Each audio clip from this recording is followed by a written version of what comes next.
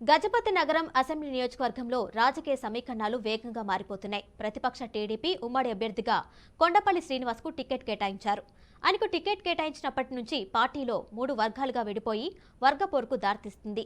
Ticket కేటాయింపులో మాజీ MLA నాయుడికి కాదని అతని సోదరుడికి కుమార్నికి టికెట్ ఇచ్చారు. రాజకీయ అనుభవం లేని వ్యక్తికి ఎలా ఇస్తారో అంటూ మండిపడుతున్నారు టీడీపీ శ్రేణులు.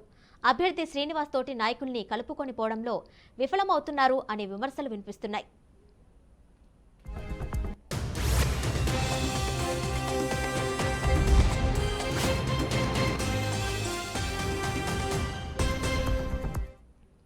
ఇటు వైఎస్ఆర్సీపీలో వర్గ విభేదాలు లేనప్పటికీ సిట్టింగ్ ఎమ్మెల్యే పైన ప్రభుత్వ వ్యతిరేకత ఎలా ఉంటుంది అనేది ఎన్నికల్లో చూడాలి.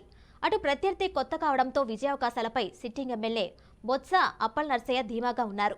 బలమైన కాపు సామాజిక వర్గానికి చెందినవాడు కావడం, బొత్స సత్యనారాయణకి సోదరుడు అవడంతో మరింత బలం చేకూరనుంది. అసమ్మతి నేతలు లేకపోవడం కూడా మరో ప్లస్ పాయింట్.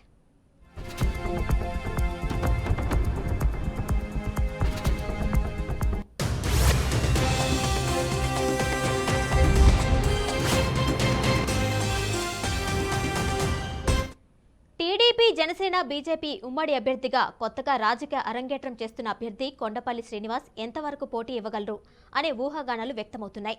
టీడీపీ టికెట్ ఆశించి భంగపడ్డ మాజీ ఎమ్మెల్యే కొండపల్లి అప్పలనాయుడు మరో ఆశావాది.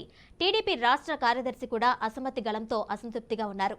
2024 ఎన్నికల్లో రాష్ట్రం మొత్తం టీడీపీ, బీజేపీ, జనసేన ఉమ్మడి అభ్యర్థిగా ప్రకటన నేపథ్యంలో టీడీపీలో అసమ్మతి సెగలు ఎక్కువయ్యాయి.